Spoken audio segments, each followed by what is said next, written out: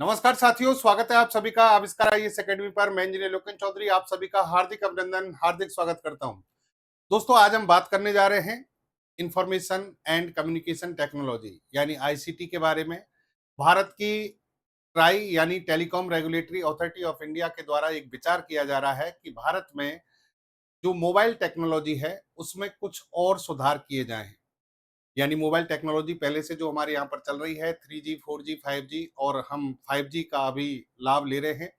High speed internet जो सुविधाएं हैं वो भारत में पहले से चल रही हैं, लेकिन यहाँ पर एक सार्वभौमिक कनेक्टिविटी का कहीं ना कहीं अभाव देखा जा रहा है। इसका मतलब क्या है? इसका मतलब ये है कि जिन क्षेत्रों में कंपनियों के द्वारा जो मोबाइल जो सर्विस प्रोवाइडर कंपनी है उनके द्वारा जो सर्विस दी जा रही है, अगर मान लीजिए उनका इंफ्रास्ट्रक्चर सभी क्षेत्रों में पूरी तरह से फैला हुआ है, यानी मोबाइल टावर लगे हुए हैं, वीसेट टर्मिनल लगे हुए हैं, तो वहां पर तो मोबाइल फैसिलिटी बहुत अच्छी है। लेकिन ग्रामीण क्षेत्रों में, दूर दराज के क्षेत्रों में आज भी मोबाइल सर्विस का जो कह सकते हैं स्तर जो है वो बहुत अच्छा नहीं है।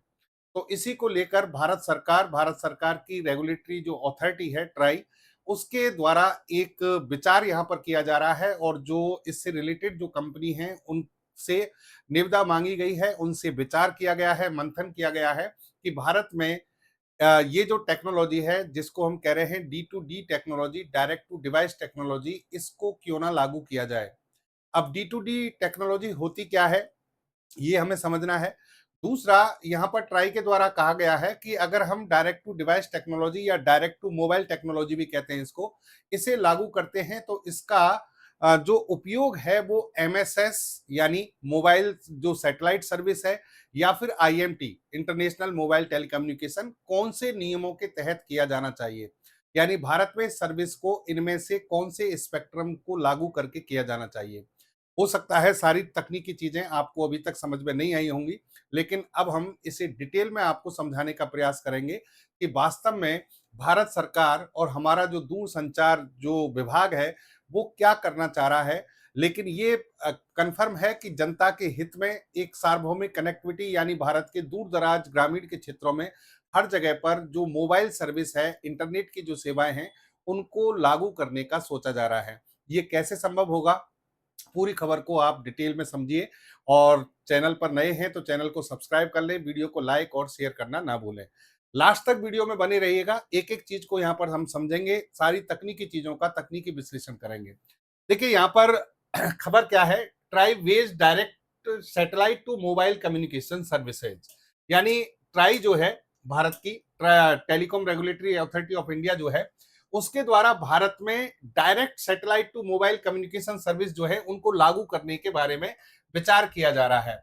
अभी आप स्टारलिंक के बारे में भी सुन रहे होंगे। स्टारलिंक भी सैटेलाइट बेस्ड जो मोबाइल सर्विस है उसको भारत में लाने का प्रयास कर रहा है। लेकिन यहाँ पर हमारी जो खुद की सरकार है उसको नए तरीके से D2D जो कम्युनिकेशन है उसको लागू करने की बात हो रही है। अब देखिए यहाँ पर कि D2D जो कम्युनिकेशन सिस्टम है या मोबाइल सर्विस है वो किस तरीके से काम करती है, ये समझना अपने आप में बहुत इंपॉर्टेंट है। क्या है D2D सर्विस? सरकार का ये कदम मोबाइल यूजर्स की बदल देगा किस्मत। जानिए पूरी जानकारी। अब देखो, मोबाइल जो यूजर्स है उनकी किस्मत कैसे बदलेगी भाई? यानी हम जो हैं पहले से मोबाइल का यूज कर रहे हैं और हमारे पास में अच्छी फैसिलिटी है, हम उसका पे करते हैं, 4G का रिचार्ज कराते हैं, 5G का रिचार्ज कराते हैं, उसके अकॉर्डिंग हमें अच्छी सर्विस मिल रही है। रिलायंस जियो दे रहा है, भारतीय एयरटेल के द्वारा दिया जा रहा है, यानी ये सर्विस तो ऑलरेडी है हमारे पास में। बीएसएनएल भी अब इसमें आ गया है। तो अब इसमें और क्या होने जा रहा है वो समझने वाली बात है। देखो, यहाँ पर सबसे पहली चीज समझिए कि ट्राई के द्वारा ये कहा गया कि भाई ग्रामीण और दूर दराज के जो क्षेत्र हैं वहां सार्वभौमिक कनेक्टिविटी, यूबिक्यूटियस कनेक्टिविटी का मतलब है कि हर जगह पर जो है सिग्नल होना चाहिए, हर जगह पर नेटवर्क होना चाहिए। आपने देखा होगा कि आपके आसपास अगर नेटवर्क टावर जो है वो मौजूद है, मोबाइल टावर, तो आप कनेक्शन जो है उसको अच्छे से ले पाते हैं, यानी आपका मोबाइल अच्छे से काम करता है, आप आसानी से कनेक्टिविटी ले पाते हैं, बातचीत कर पाते हैं। लेकिन जैसे ही आपके ऐसे आसपास लगता है कि भाई मोबाइल टावर विशेष कंपनी का नहीं है और उस विशेष कंपनी का मोबाइल आप यूज कर रहे हैं तो वहां पर सिग्नल ही नहीं आता है, नेटवर्क की कमी आती है। कई ग्रामीण क्षेत्रों में आपने देखा होगा कि साहब आपके पास में 2 सिम हैं, एक एयरटेल की है, एक जियो की है। तो जियो की कनेक्टिविटी आपके लिए अच्छी मिल रही है लेकिन एयरटेल नहीं कनेक्ट हो पा रहा, और कई जगह पर एयरटेल कनेक्ट होता है, जियो कनेक्ट नहीं हो पा रहा। तो इस समस्या का निजात कैसे किया जाए, इस पर यहाँ पर बातचीत चल रही है। और इसके लिए जो तकनीक है वो है डायरेक्ट टू डिवाइस, यानी D2D जो सर्विस है उसकी बात हो रही है, यानी उपग्रहों से सीधे मोबाइल फोन पर संचार सेवाओं का प्रसारण। अब इसका मतलब क्या है कि सर उपग्रह से सीधा कम्युनिकेशन अभी तक नहीं होता है क्या? हमने तो यही सुना है कि मोबाइल सर्विस जो है वो सीधे सीधे उपग्रह की सहायता से ही चलती है। बिल्कुल देखिए, उपग्रह की सहायता से चलती है लेकिन इसमें एक क्रमबद्धता है। क्रमबद्धता कैसे है वो समझिए आप, थोड़ा सा पहले समझें। जैसे कि अभी तक हमारी जो कनेक्टिविटी है वो हमें कैसे मिलती है वो समझना ध्यान से। जैसे कि ये मोबाइल है, आप कोई मान लीजिए मोबाइल यूजर है। मोबाइल यूजर जब सिग्नल यानी कोई भी कॉल मिलाता है तो उसका जो सिग्नल है वो आसपास के टावर से कनेक्ट होता है। और टावर जितने भी होते हैं, मान लीजिए एक क्षेत्र में बहुत सारे टावर हैं, वो कंपनी के वीसैट टर्मिनल से कनेक्ट होते हैं, जिसे हम कहते हैं वेरी स्मॉल एपर्चर टर्मिनल। और फिर वीसैट टर्मिनल जो है वो सैटेलाइट से जाकर कनेक्ट होता है। यानी इस तरीके से यहाँ मोबाइल और इस सैटेलाइट के बीच में 2 मीडिएटर हैं, टावर है और वीसैट टर्मिनल है। विशेषता आप टावर को जानते हैं। और जब यहाँ पर जब सैटेलाइट के पास में ये सिग्नल पहुंच जाता है तो सैटेलाइट इस सिग्नल को एम्पलीफाई करता है, इसमें ऑसिलेशन पैदा करता है, थोड़े से तकनीकी चीजें होती है। यानी मैं सामान्य शब्दों में कहूं तो सिग्नल की स्ट्रेंथ को बढ़ाता है, और सिग्नल की स्ट्रेंथ को बढ़ाकर उस जगह पर सिग्नल को भेज देता है जहां आपने कॉल मिलाया था। अब कॉल मिलाया था वहां जा रहा है, लेकिन पहले वीसैट टर्मिनल के पास जाएगा, फिर वहां के टावर के पास जाएगा, और फिर उस मोबाइल उपभोक्ता को सिग्नल मिलेगा जिसके लिए आपने कॉलिंग की थी। यानी ये इस तरीके से मोबाइल कम्युनिकेशन सिस्टम जो है वो काम करता है।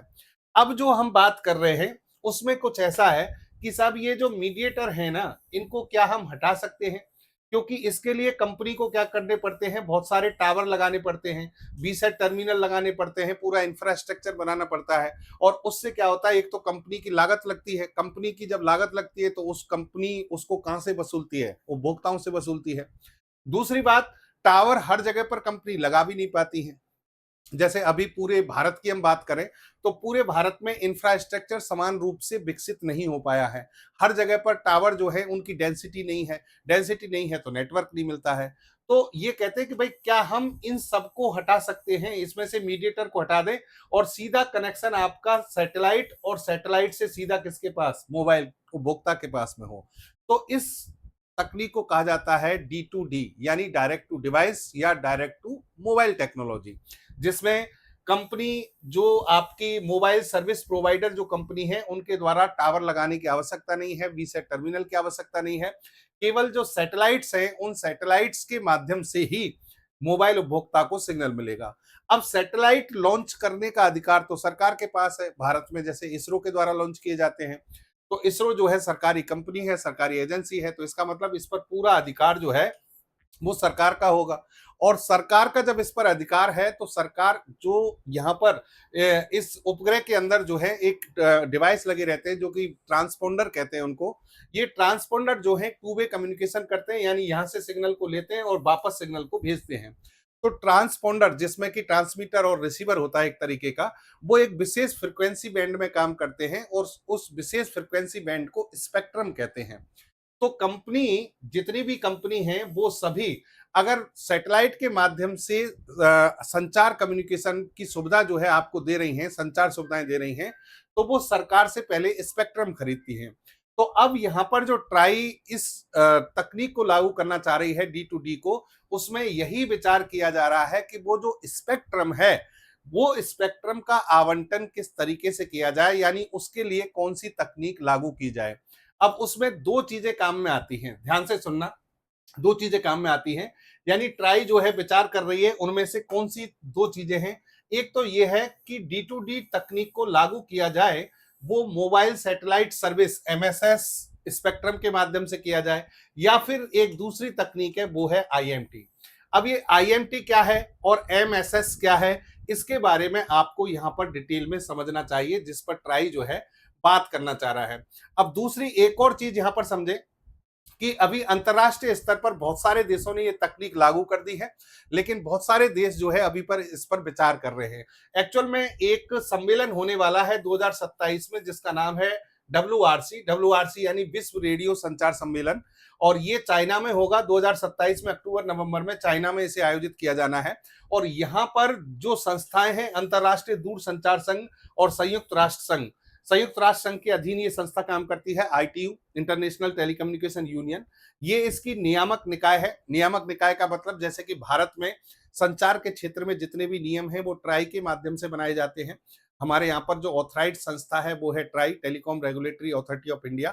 वैसे ही अंतरराष्ट्रीय स्तर पर नियम बनाने वाली संस्था जो है उसका नाम है आईटीयू, इंटरनेशनल टेलीकम्युनिकेशन यूनियन, अंतरराष्ट्रीय दूरसंचार संघ। तो अंतरराष्ट्रीय दूरसंचार संघ जो है समय समय पर अपने नियम निकालती है।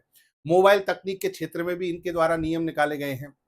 तो जो नियम निकाले जाते हैं उन नियमों को अंतरराष्ट्रीय स्तर पर सभी देशों के द्वारा फॉलो किया जाता है। अब बहुत सारे देश ऐसे होते हैं कि इनको पहले से लागू कर देते हैं, कुछ बाद में लागू करते हैं। तो अभी यहाँ पर हम कह रहे हैं कि जो सर्विस ये प्रोवाइड की जानी है, D2D या D2M जिसको हम कह रहे हैं, उसके लिए एक सम्मेलन आयोजित किया जाना है 2027 में। लेकिन बहुत सारे देश इसको लागू कर चुके हैं ऑलरेडी, और भारत इसको लागू करने पर विचार कर रहा है। बहुत जल्दी जो है भारत इसे लागू कर सकता है, क्योंकि ट्राई के द्वारा कंपनियों से विचार विमर्श शुरू कर दिया गया है कि भाई हमारे यहाँ पर अगर हम इस तकनीक को लागू करना चाहते हैं तो उसके लिए कौन सी तकनीक को फॉलो किया जाए। तो देखो बहुत सारे देश हैं, यहाँ पर आप देखेंगे जाल बिछा हुआ है, इन देशों ने इस तकनीक को लागू कर दिया है और भारत भी इसको लागू करना चाहता है। क्यों लागू करना चाहते हैं? क्योंकि हम चाहते हैं कि हर जगह पर कनेक्टिविटी हो। अब लागू करने के लिए आपको सबसे पहले विचार करना पड़ेगा कि कौन सी तकनीक को फॉलो किया जाए। तो D2D सर्विस क्या होती है ये तो मैंने आपको बता दिया, यानी आप सीधा कनेक्शन किससे करेंगे? मोबाइल से, और सैटेलाइट के बीच में कनेक्शन होगा, बीच में कोई टावर वगैरह ऐसी चीजें नहीं होंगी। अगर आप चरणबद्ध रूप से इसकी कार्य प्रणाली को देखें तो ये देखिए, आपने मोबाइल से सिग्नल भेजा, ये सिग्नल जो है रेडियो तरंगों के रूप में जाएगा, और ये सिग्नल किसके पास जाएगा? सैटेलाइट के पास। सैटेलाइट कहां पर चक्कर लगा रही है? मान लीजिए लो अर्थ ऑर्बिट में। वैसे संचार जो उपग्रह होते हैं वो हाई अर्थ ऑर्बिट में होते हैं, 36,000 किलोमीटर की ऊंचाई पर। लेकिन जैसे कि स्टारलिंक ने अपना एक जाल बनाया है सैटेलाइट का, वो लो अर्थ ऑर्बिट में है, लगभग 500 किलोमीटर की ऊंचाई के आसपास। वैसे ही ये सैटेलाइट 500 किलोमीटर की ऊंचाई के आसपास छोड़े जाएंगे और इन सैटेलाइट्स के माध्यम से सर्विस प्रोवाइड कराई जाएगी। अच्छा, तो ये जो सैटेलाइट है इस सिग्नल को लेगा और इस सिग्नल को, जैसा कि मैंने कहा, एम्पलीफाई करेगा, ऑसिलेट करेगा, और फिर इसे ग्राउंड स्टेशन, बेस स्टेशन पर भेज देता है। और बेस स्टेशन जो है आसपास की जो कनेक्टिविटी है, जो भी आपके पास में जो टेलीकॉम नेटवर्क है उसके रूप में इसे जनरेट करेगा, जो आपको सीधे उपभोक्ता को मिलेगा। यानी यहाँ पर किसी टावर की आवश्यकता नहीं है, यहाँ सीधा सिग्नल जो है वो मोबाइल जो कंज्यूमर है उसके पास में प्राप्त हो जाएगा। अब इसके लिए यहां पर आ जाइए, अब विशेष तौर पर हम बात करते हैं कि इसको लागू करना है, D2M या D2D जो तकनीक है इसको लागू करना है। लेकिन यहां पर जो एक तरीके से हम कह सकते हैं कि संदेह जो है या फिर विचार विमर्श जो है वो दो चीजों का है। दो चीजों का क्या है कि भाई इसको या तो हम मोबाइल सैटेलाइट सर्विस के तहत, MSS स्पेक्ट्रम के तहत लागू करें, या फिर IMT के तहत लागू करें। अब ये क्या है ये आपको समझना है कि सर इसको आप डिटेल में बताएं। तो अब ये कि समझिए आप कि मोबाइल सैटेलाइट सर्विस का मतलब क्या है। यह उन रेडियो फ्रीक्वेंसी बैंड्स और सेवाओं को संदर्भित करता है जो सैटेलाइट के माध्यम से सीधे मोबाइल उपकरणों जैसे स्मार्टफोन, पोर्टेबल की कनेक्टिविटी प्रदान करते हैं। एक्चुअल में होता क्या है समझना, कि जो सैटेलाइट्स होते हैं, सैटेलाइट जो कि संचार की सुविधा देते हैं, वो कुछ माइक्रोवेव फ्रीक्वेंसी बैंड में काम करते हैं, जिनको कहते हैं LSC, X, Q, के का। ये फ्रीक्वेंसी स्पेक्ट्रम है। जैसे कि एल जो होता है वो 1 से 2 गीगाहर्ट्ज का स्पेक्ट्रम होता है, एस जो होता है वो 2 से 4 गीगाहर्ट्ज का स्पेक्ट्रम होता है, और सी जो है वो 4 से 8 गीगाहर्ट्ज का स्पेक्ट्रम होता है, एक्स जो है वो 8 से 12 का होता है, के यू जो है वो 12 से 18 होता है, और के जो है वो 18 से 27 होता है, और ये जो है के जो है ये 27 से 40 गीगाहर्ट्ज का होता है। इस तरीके से स्पेक्ट्रम बटे हुए हैं। अब एक तो ये कह रहे हैं कि भाई MSS यानी मोबाइल सैटेलाइट सर्विस के तहत दिया जाए। इसका मतलब जो स्पेक्ट्रम दिया जाएगा कंपनियों को, वो इनमें से किसी एक स्पेक्ट्रम को यहां पर आवंटित किया जाएगा। दूसरी तरफ है IMT। IMT का मतलब है इंटरनेशनल टेलीकम्युनिकेशन यूनियन, ठीक है, sorry, international mobile telecommunication. Actual में जो संस्था में बता रहा था आपको, आईटीयू, इस आईटीयू के द्वारा 3G 4G 5G इनके लिए समय समय पर कुछ नियम बनाए गए हैं और स्पेक्ट्रम का भी निर्धारण किया गया है। तो ये कहते हैं कि भाई या तो एक काम करते हैं कि जो आईएमटी नियम बनाए गए थे, इंटरनेशनल मोबाइल टेक्नोलॉजी जो नियम बनाए गए थे, इंटरनेशनल मोबाइल टेलीकम्युनिकेशन के जो नियम बनाए गए थे आईटीयू के द्वारा, उन्हीं नियमों को ले लिया जाए, उसी स्पेक्ट्रम को ले लिया जाए, उसके तहत इसको लागू कर दिया जाए। और या फिर आप क्या करें, नई तकनीक इसमें लाएं, एमएसएस को उपयोग कर लें। समझ में आई बात? यानी आप D2D सर्विस लागू करना चाहते हैं, लेकिन उसके लिए आपके पास में दो ऑप्शन हैं। दो ऑप्शन क्या है? एक तो है मोबाइल सैटेलाइट सर्विस स्पेक्ट्रम के अकॉर्डिंग, और एक है आईएमटी स्पेक्ट्रम के अकॉर्डिंग। स्पेक्ट्रम का मतलब है फ्रीक्वेंसी रेंज। अब यहां पर जो आपको फ्रीक्वेंसी रेंज मिलेगी वो इन बैंड्स में से निर्धारित होगी, और यहां पर जो आपको फ्रीक्वेंसी मिलेगी वो 3G 4G 5G जैसी जो तकनीकें ऑलरेडी चल रही हैं उन पर जो आधारित जो ग्लोबल स्टैंडर्ड है उसके अकॉर्डिंग आपको स्पेक्ट्रम मिलेगा। अब इस स्पेक्ट्रम की हम बात करें, ध्यान से समझो कि एमएसएस स्पेक्ट्रम जो है इसमें एल बैंड और एस बैंड की संभावना है। LLSC मैंने अभी आपको बताया था, इसका मतलब 1 गीगाहर्ट्ज से 2 गीगाहर्ट्ज, 2 गीगाहर्ट्ज से 4 गीगाहर्ट्ज, ये वाली जो फ्रीक्वेंसी बैंड है वो मिलेगा इसमें। और यहां पर जो आपके आईएमटी जो नियम है उनके अकॉर्डिंग 700 मेगाहर्ट्ज, 800 मेगाहर्ट्ज, 1800 मेगाहर्ट्ज की जो फ्रीक्वेंसी है इस पर आपकी मोबाइल तकनीक काम करेगी। यहां देखिए ये तकनीक कैसे काम करती है। यहां पर एक्चुअल में जो फ्रीक्वेंसी बैंड है वो फ्रीक्वेंसी बैंड एक पर्टिकुलर डिवाइस के लिए काम करेगा। इसका मतलब ये हुआ कि आज आपके पास में जो मोबाइल है हो सकता है वो इस फ्रीक्वेंसी बैंड में काम नहीं करे, आपको नया मोबाइल खरीदना पड़ेगा। ये हार्डवेयर वेस्ट टेक्नोलॉजी है। जैसे आप पहले देखते थे, अभी हम जीएसएम मोबाइल यूज करते हैं, पहले एक जमाना था जब भारत में सीडीएमए मोबाइल को भी लॉन्च किया गया था, कोड डिवीजन मल्टीपल एक्सेस, यानी मल्टीप्लेक्सिंग जो तकनीक थी उसमें सीडीएमए तकनीक थी। और जीएसएम मोबाइल में आज हम यूज करते हैं time division multiple access, TDMA का यूज करते हैं। तो जब हम सीडीएमए मोबाइल यूज करते थे तो उसमें रिलायंस ने निकाला था, कई कंपनियों ने निकाला था। तो उसमें क्या होता था कि जो सिम है और मोबाइल है वो एक दूसरे से ऐसे इंटीग्रेट होते थे कि आप अलग सिम या अलग मोबाइल नहीं कर सकते। मतलब आपको एक ही कंपनी का मोबाइल और सिम, पूरा हार्डवेयर सिस्टम एक ही कंपनी से लेना होगा। अगर आप चेंज करेंगे तो वो तकनीक काम नहीं करेगी। लेकिन जीएसएम तकनीक, जैसे कि आज आपके पास मोबाइल है, आप किसी भी कंपनी का नेटवर्क यूज कर सकते हैं और उसके लिए किसी भी कंपनी की सिम डाल सकते हैं। तो इसी तरीके से आप कह सकते हैं कि अगर एमएसएस स्पेक्ट्रम का उपयोग किया जाएगा इस तकनीक में, तो आपका जो डिवाइस है वो फिक्स हो जाएगा। वो डिवाइस फिक्स हो जाएगा, यानी उस फोन के अंदर विशेष प्रकार की एक चिपसेट होगी, मॉडेम की जरूरत होगी, और उसी पर वो काम करेगा नेटवर्क। अब जैसे कि एप्पल आईफोन है 14, 15, 16, ये इसमें काम कर सकते हैं, ठीक है, और दूसरे मोबाइल इसमें काम कर सकते हैं। लेकिन यहां पर जो है सैटेलाइट जमीनी टावरों के साथ एक ही आवृत्ति पर सिग्नल भेजता है, फोन को लगता है टावर से जुड़ा है, किसी विशेष हार्डवेयर की जरूरत नहीं है। पुराने 4G 5G जो फोन है उस पर ये काम कर सकता है, जैसे कि स्टारलिंक और टी मोबाइल, ये इसी तरीके का काम कर रहे हैं, डायरेक्ट टू सेल टेक्नोलॉजी इसी तरीके की ला रहे हैं। तो आईएमटी स्पेक्ट्रम का उपयोग करना है तो एक तरीके से आप ये कह सकते हैं कि आप आज की स्थिति में कहीं भी इस सुविधा को लागू कर सकते हैं। यहां पर आपको मोबाइल डिवाइस वगैरह कुछ चेंज करने की आवश्यकता नहीं है, लेकिन यहां पर आपको मोबाइल जो डिवाइसेज हैं वो आपको चेंज करने पड़ेंगे। उनकी जो हार्डवेयर जो कैपेसिटी है उसमें नई चिपसेट, नए मॉडेम जो है वो लगाए जाएंगे, ठीक है। यहां पर फ्रीक्वेंसी जो है एल और एस बैंड में काम करेगी, यहां पर आरक्षित 4G 5G में। डिवाइस कॉम्पेटिबिलिटी मैंने बता दिया, नए और विशेष चिपसेट लगेंगे, लगभग सभी जो पहले से मौजूद हैं वो इसमें काम करेंगे। अब देखो यहाँ एमएसएस स्पेक्ट्रम की बात करें तो ये कम फ्रीक्वेंसी, मतलब सॉरी, जो इंटरफेरेंस है इसमें वो कम होता है, क्योंकि ये जो बैंड है वो खाली रहता है। इसका मतलब क्या हुआ? इसका मतलब ये हुआ कि यहाँ पर जो उपभोक्ता होते हैं, कंज्यूमर होते हैं, वो कम होते हैं, और एक विशेष फ्रीक्वेंसी पर उपभोक्ता जो है उसका सिग्नल काम करता है। तो ये बैंड जनरली क्या होता है, इस जैसे मान लो आप कोई निर्धारित फ्रीक्वेंसी पर ही काम हो रहा है तो बाकी की जो फ्रीक्वेंसी है वो आपके लिए नहीं है। तो यहाँ कहने का मतलब इंटरफेरेंस, एक मोबाइल उपभोक्ता का जो सिग्नल है वो दूसरे मोबाइल उपभोक्ता के सिग्नल को डिस्टर्ब नहीं कर सकता। इंटरफेरेंस यहाँ पर कम है, कुल मिला के हम कह सकते हैं इसकी क्वालिटी अच्छी होगी। लेकिन यहाँ पर बहुत अधिक उपभोक्ता होते हैं, जमीनी टावर और सैटेलाइट के सिग्नल आपस में टकरा सकते हैं, तो यहाँ पर थोड़ी सी क्वालिटी जो है उसमें कमी आती है। मुख्य रूप से इमरजेंसी और टेक्स्ट मैसेज के लिए इसका उपयोग हो सकता है, भविष्य में कॉलिंग और डेटा के लिए इसका उपयोग हो सकता है। ठीक है, यानी आप कह सकते हैं कि कहीं कुछ चीजें आप एमएसएस में अच्छा देखेंगे और कुछ चीजें यहां पर इसमें अच्छा देखेंगे।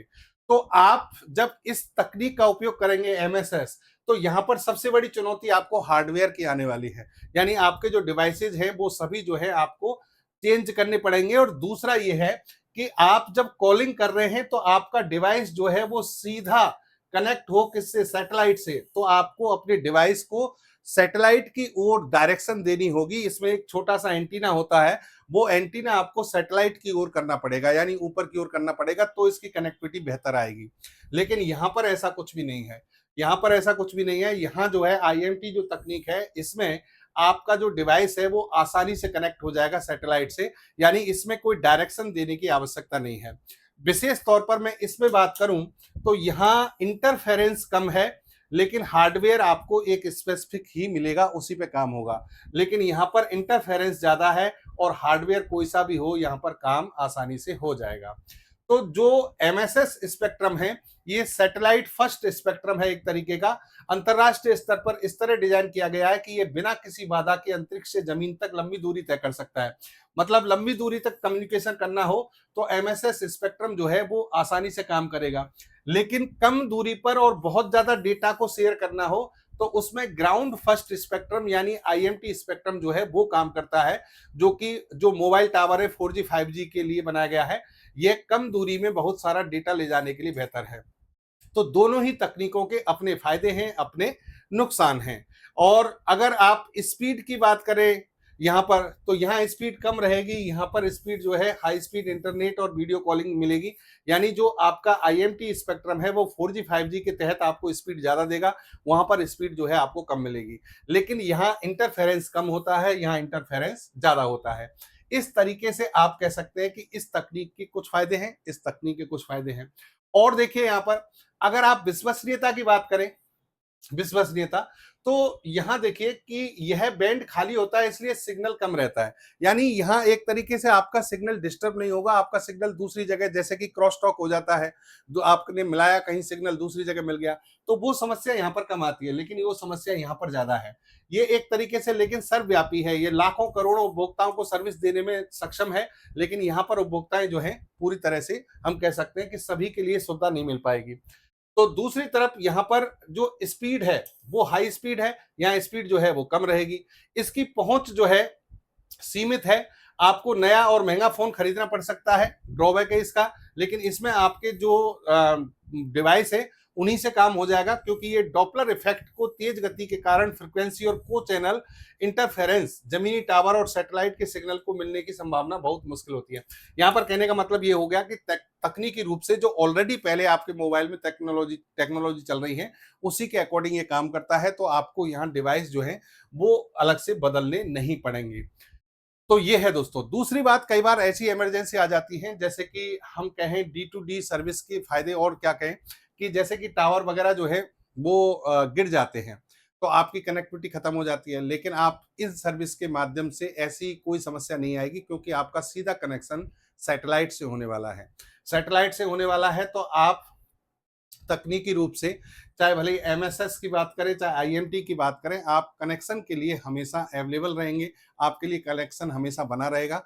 और इसीलिए ट्राई जो है, telecom regulatory authority of India जो है, इसको लागू करने की बात कर रही है। तो भारत में दोस्तों आपको बहुत जल्दी ये चीज देखने को मिल सकती है कि भारत में भी डायरेक्ट टू डिवाइस या फिर डायरेक्ट टू मोबाइल टेक्नोलॉजी लागू की जा सकती है। इसके लिए ट्राई के द्वारा जो विचार मंथन है वो तेज कर दिए गए हैं। कंपनियों से राय ली जा रही है कि हम 2027 का वेट करें, WRC जो होने वाला चाइना में, उसका वेट करें, या इसको पहले ही लागू कर दें। तो पहले लागू करने के लिए यहाँ पर दो चीजों पर विचार होगा कि एमएसएस स्पेक्ट्रम की बात करें या आईएमटी स्पेक्ट्रम की बात करें। अब इसमें ज्यादा संभावना आईएमटी स्पेक्ट्रम की है, क्योंकि हमें भारत जैसे देश में ज्यादा से ज्यादा कवरेज देना है। और यहाँ एक और चीज है कि हाई स्पीड का इंटरनेट भी आईएमटी में ही मिलता है। लेकिन क्वालिटी वाइज कई चीजें एमएसएस स्पेक्ट्रम से अच्छी मिलती हैं, तो उन चीज़ों को नज़रअंदाज करके व्यापकता को, सार्वभौमिक कनेक्टिविटी को यहाँ पर देखा जाएगा। तो उम्मीद करता हूँ आप समझ पाए होंगे आज के सेशन को। फिर से आपसे मिलेंगे। जय हिंद, जय भारत।